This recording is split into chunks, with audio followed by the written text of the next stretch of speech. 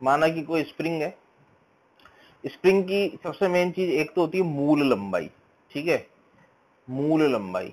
मूल लंबाई से मतलब होता है बिना खींची हुई अवस्था में स्प्रिंग की लंबाई, माना कि वो उसकी कुछ मूल लंबाई L नॉट है, ठीक है। अब यदि मैं स्प्रिंग को बल लगा के खींच दूं, ठीक है, यदि स्प्रिंग को बल लगा के मान लो कोई बाहर से कोई खींच रहा है, मान लो, ठीक है, किसी तरह से किसी ने इसको खींच दिया, अगर स्प्रिंग को तुम खींच दोगे यानी कि इसकी लंबाई को बढ़ा दोगे, तो जो स्प्रिंग में तनाव उत्पन्न हो जाता है, स्प्रिंग में तनाव उत्पन्न हो जाता है, जैसे रस्सी में तनाव होता है ना, उसी तरह से स्प्रिंग में तनाव होता है। अब अगर तुम स्प्रिंग को खींचोगे तो स्प्रिंग तुम्हें उल्टा खींचेगी, इस तरह से सोचो, अगर तुम स्प्रिंग को खींच रहे हो, यहाँ पे तुम हो सपोज करो, और तुम स्प्रिंग को खींच रहे हो ऐसे, तो स्प्रिंग तुम्हें खींचेगी ना आगे, तो यदि स्प्रिंग को खींचोगे तो स्प्रिंग तुम्हें खींचेगी, और यदि तुम स्प्रिंग को दबाओगे तो स्प्रिंग तुम्हें धक्का देगी। यानी कि जो स्प्रिंग होती है वो धक्का भी दे सकती है और वो तुम्हें खींच भी सकती है। जैसे मान लो मैंने इसको x दबा दिया, x क्या है, उसके मूल लंबाई में अंतर, अगर इसको दबा दूंगा तो ये तुम्हें उल्टा धक्का देगी इस तरह से। तो स्प्रिंग में जो तनाव होता है, स्प्रिंग में तनाव, ठीक है, तन जाती है ना, खींच जा तन गई हो, स्प्रिंग में जो तनाव होता है वो उसकी लंबाई के समानुपाती होता है, ठीक है। जैसे मान लो मैंने इसको x इधर खींचा तो तनाव उल्ट इधर होगा, इस तरह से आएगा। मैं इसको दबाऊंगा तो तनाव इधर आएगा, ठीक है, धक्का देने वाला बल होता है बेसिकली। तो अगर मैं इसको और अच्छे से लिखूं, अगर मैं वेक्टर के सदिश रूप में लिखूं तो t समानुपाती -x होता है। पर तुम दिशा ध्यान रखना, खींचोगे तो स्प्रिंग भी खींचेगी, दबाओगे तो स्प्रिंग भी दबाएगी, ठीक है। तो अगर ये प्रोपोर्शनलिटी साइन में हटाऊं तो जो t होता है वो होता है kx, t क्या होता है, kx होता है इस तरह से। ये k क्या है, स्प्रिंग कांस्टेंट, k होता है स्प्रिंग नियतांक, ध्यान रखना, स्प्रिंग नियतांक,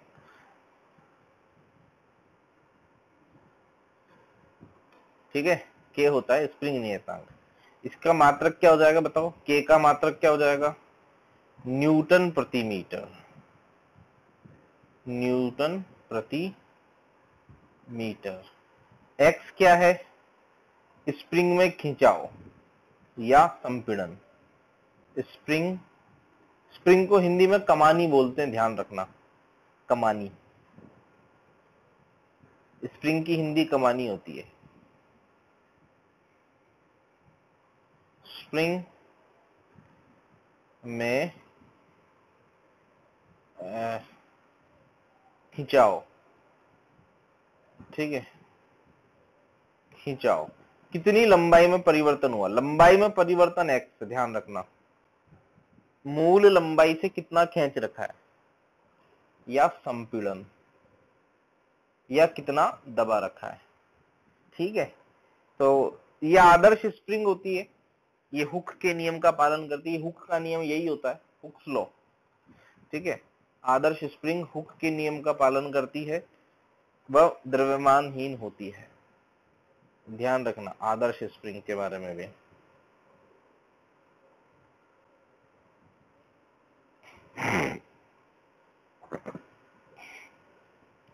द्रव्यमानहीन तथा हुक के नियम का पालन करने वाली, ये क्या होता है आगे पढ़ाऊंगा फिर,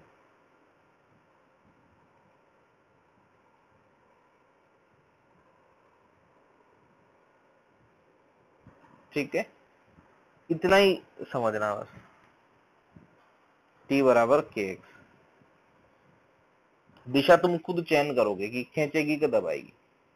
तुम उल्टा कुछ मान भी लोगे तो समीकरण अपने आप सही कर देगी, ध्यान रखना, इक्वेशन हमेशा सही कर देती है। अगर तुम कुछ उल्टा पुल्टा कर भी दोगे और समीकरण सही लगाओगे तो तुम्हें सही आंसर निकाल के देगी, बस तुम्हारा उत्तर माइनस में आएगा, इससे ज्यादा कुछ नहीं होगा।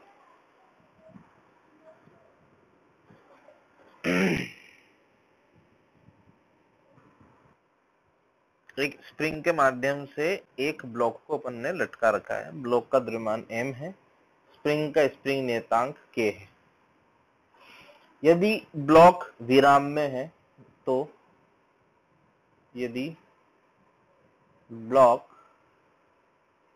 विराम में है तो स्प्रिंग में खिंचाव या दबाव ज्ञात करो। स्प्रिंग में खिंचाव हो तो वो भी बताना भाई खिंची हुई है, संपीड़न हो तो वो बताना। खिंचाव हो तो खिंचाव, संपीड़न हो तो संपीड़न ज्ञात करो। देखो इसका बनाओ तुम एफपीडी, है ना, mg t विराम में है, mg माइनस टी बराबर 0, यानी कि t कितना हो गया mg, और t कितना होगा, क्योंकि स्प्रिंग है तो t को मैं क्या लिख दूंगा, x कितना हो गया, है ना। चलो एक और करते हैं। मान लो इसके नीचे मैंने एक और स्प्रिंग लटका दी,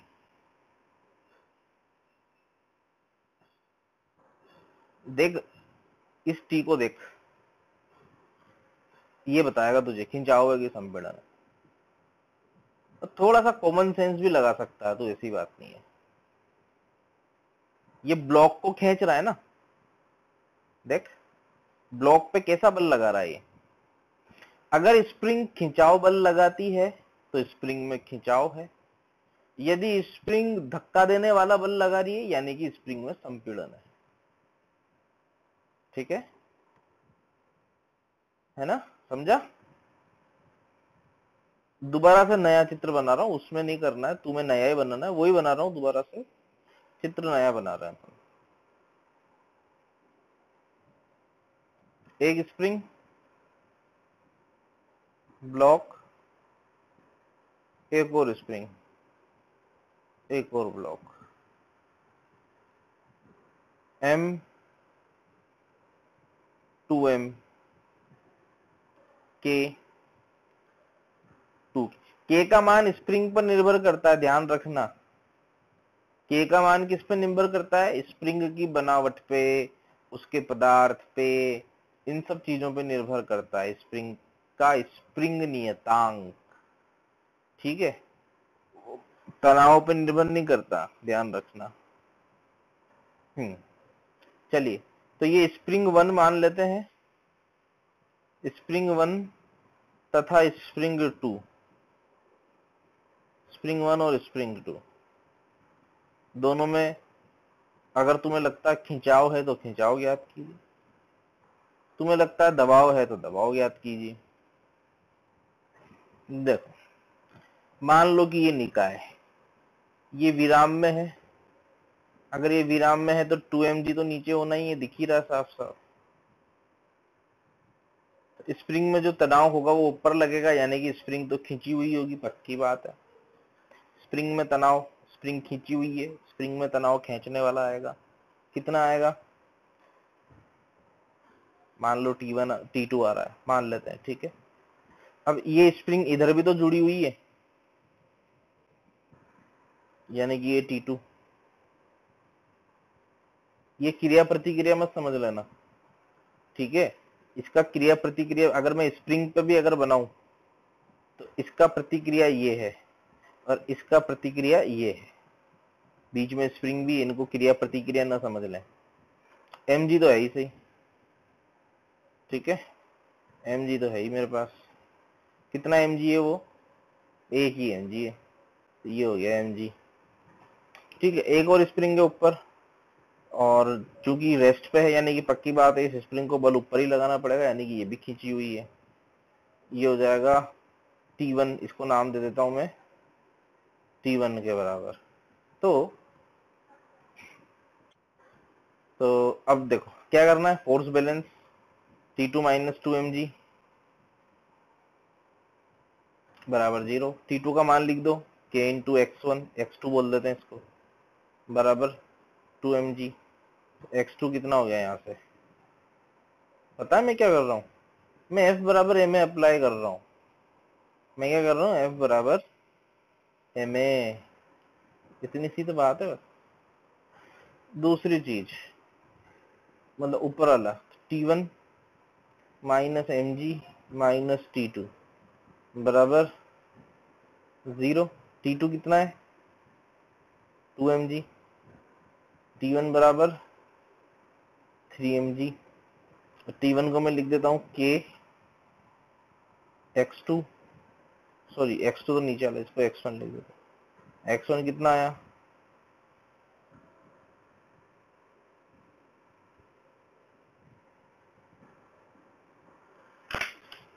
हुआ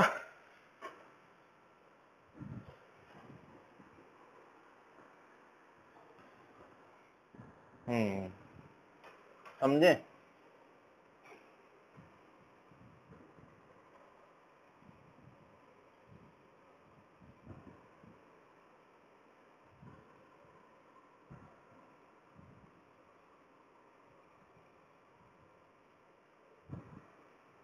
यदि रस्सी को काट दिया जाए, यदि रस्सी को काट दिया जाए,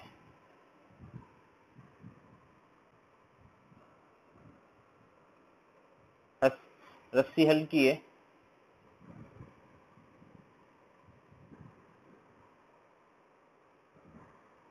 तो काटने के तुरंत पश्चात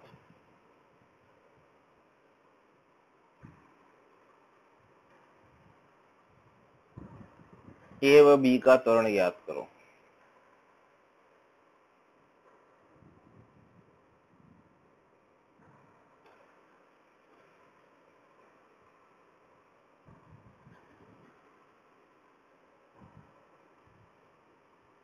ठीक है, और इस प्रश्न के लिए जो हिंट है उसके लिए एक नोट याद रखना, स्प्रिंग की लंबाई अचानक नहीं बदलती, स्प्रिंग की लंबाई अचानक नहीं बदलती।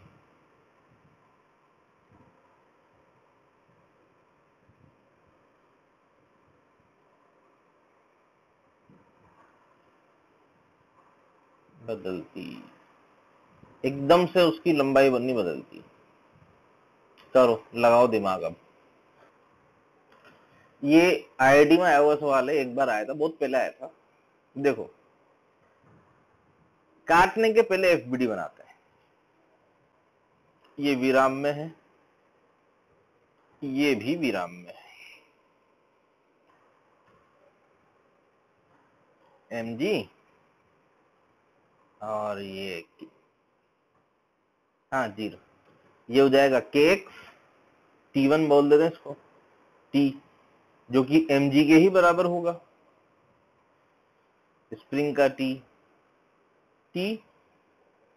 जो mg के ही बराबर है, और एक और इसका जो भार है, भार भी तो mg के बराबर होगा, और इधर ये हो गया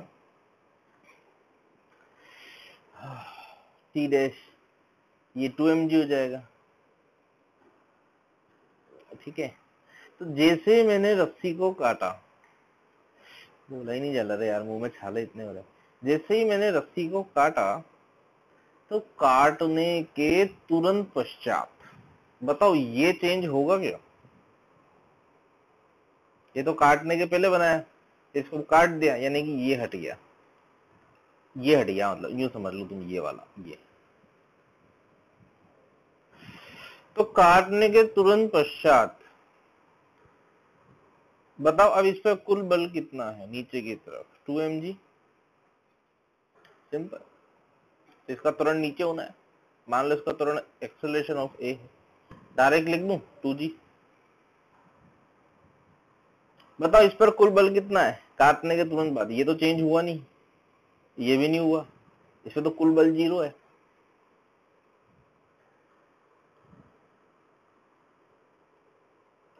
है ना, समझे? चलो आगे बढ़ते हैं। स्प्रिंग तुला, ठीक है। तो कभी तुमने अगर नोट किया हो, नोटिस किया हो, इसमें मतलब एक स्प्रिंग होती है, बॉक्स के अंदर स्प्रिंग बंद होती है, यहाँ पे जो है ऐसे निशान विशान लगे रहते हैं, ये बॉक्स में बंद रहती है, दिखती नहीं है स्प्रिंग, ऐसे यहाँ पे हुक रहता है। तो रीडिंग लेने के लिए मतलब एक साइन होता है, सुई वगैरह भी हो सकती है, कई तरह के स्प्रिंग तुला आते हैं।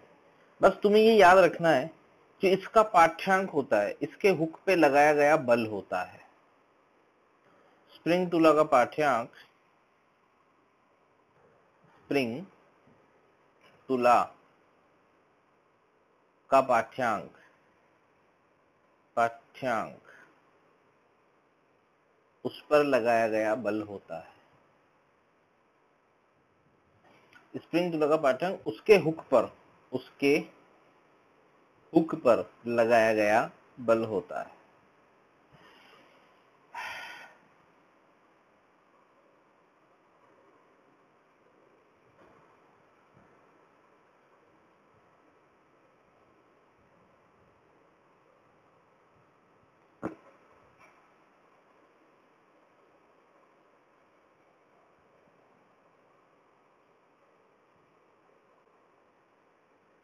ठीक है, उसके हुक पर लगाया गया बल, स्प्रिंग तुला का पाठ्यांक।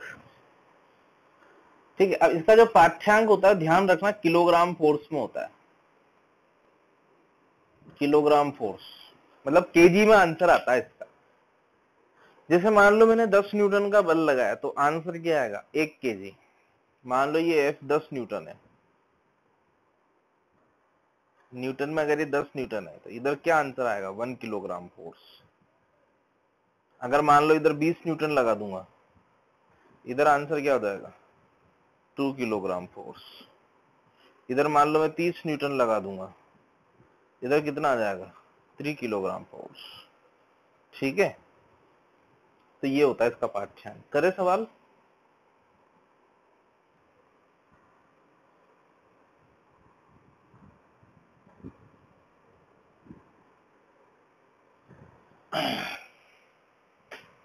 ये जो भार है ना, वो भार जो है, मतलब जो द्रव्यमान है, उसका मान लो 10 केजी है। लिफ्ट का वेग ऊपर की तरफ 10 मीटर प्रति सेकंड है। लिफ्ट का वेग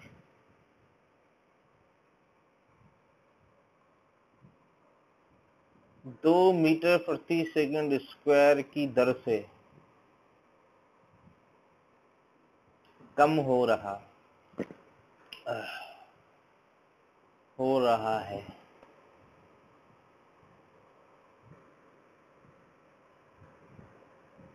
स्प्रिंग तुला का पाठ्यांक ज्ञात करो।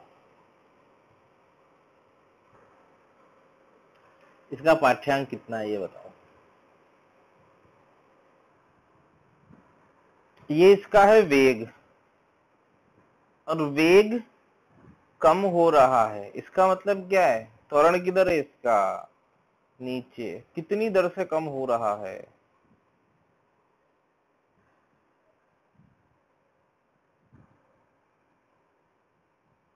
कितनी दर से कम हो रहा है?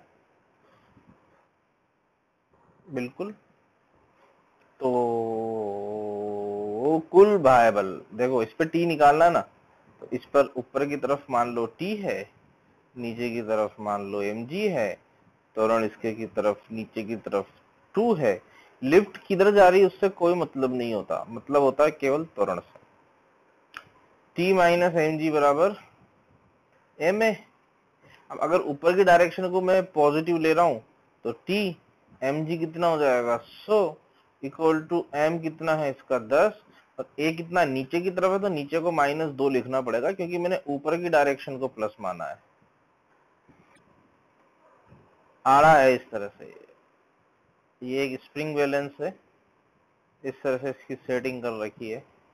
ये पुली, ये रस्सी से बांध के इस तरह से इसको बीच में ऐसे लटका दिया। इसको हल्का है, ये द्रव्यमानहीन है, इसमें कोई द्रव्यमान नहीं है।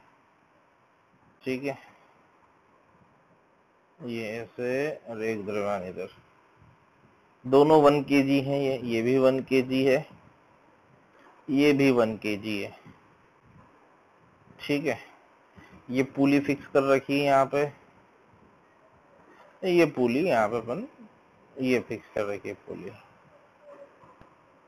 ठीक है, ये स्प्रिंग तुला का पाठ्यांक ज्ञात करो। और आपके आंसर्स हैं ए 1 kg, बी 2 kg, सी 0, डी सूचना अपर्याप्त।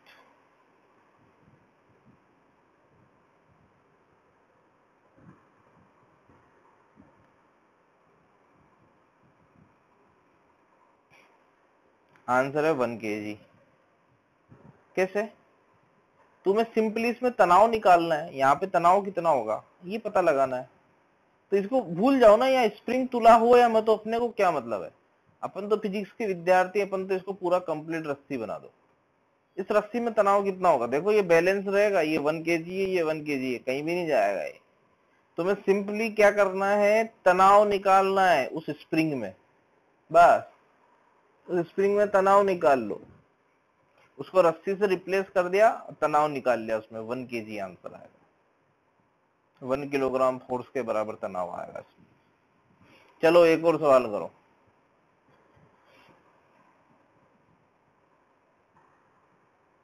हटा रहा हूं।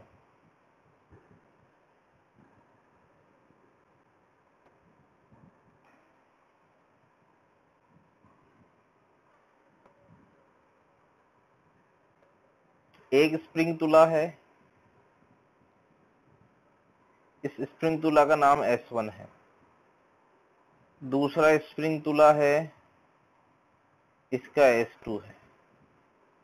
दोनों आइडेंटिकल हैं, यानी कि दोनों एक जैसे हैं।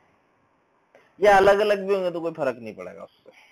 ठीक है, बस दोनों आदर्श है, द्रव्यमानहीन मानना है इनको। दोनों द्रव्यमानहीन है, आदर्श मानना है दोनों को। ठीक है, और यहाँ पे अपन ने नीचे एक द्रव्यमान लटका रखा 10 किलो का, 10 kg का। S1 तथा S2 का पाठ्यांक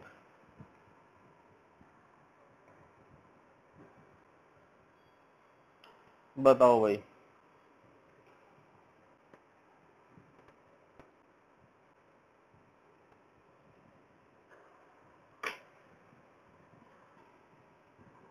सबका आंसर आना चाहिए, सही आना चाहिए। इस पॉइंट पे कितना वजन लटका हुआ है?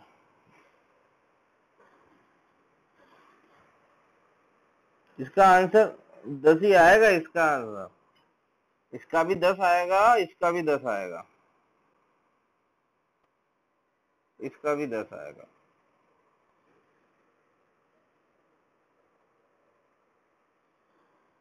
समझे? क्यों आएगा? हम्म भाई रिप्लेस कर दो ना, ये पूरा तार समझ लो तुम तो, यहाँ से यहाँ तक। इस तार में तनाव क्या होगा, या 2 तार समझ लो, एक तार तो ये है, एक तार ये है। ठीक है, दोनों तार में तनाव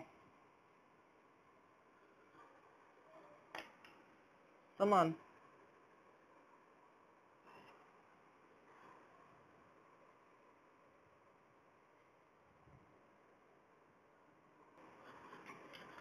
भार मशीन जो होती है वो तुमने कहीं किसी किराने की दुकान पे या किसी कबाड़ी वाले के दुकान पे या कई जगह पे तुमने देखी होगी। आजकल तो डिजिटल आती है, आजकल तो डिजिटल आती है। तो बेसिकली भार मशीन नापती क्या है?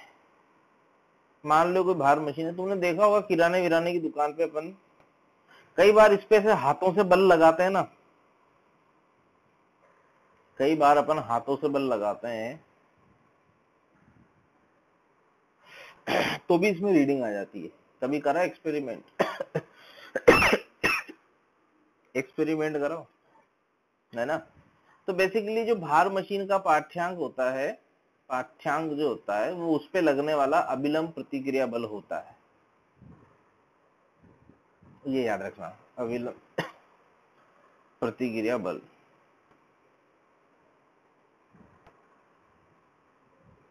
बल, अभिलंब प्रतिक्रिया बल, पाठ्यांक क्या होता है? अभिलंब प्रतिक्रिया बल, ध्यान रखना।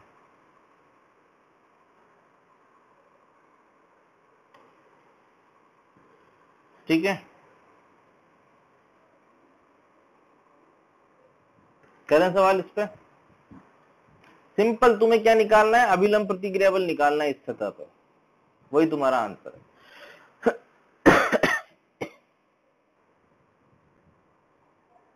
स्प्रिंग का, स्प्रिंग नियतांक 100 और स्प्रिंग में खिंचाव मान लो 1 सेंटीमीटर का है, 1 cm। ठीक है, ये भार मशीन है अपनी, इसमें यहाँ रीडिंग आएगी, डिजिटल हो कोई सी भी हो। भार मशीन का पाठ्यांक ज्ञात करो, भार मशीन का पाठ्यांक ज्ञात करो।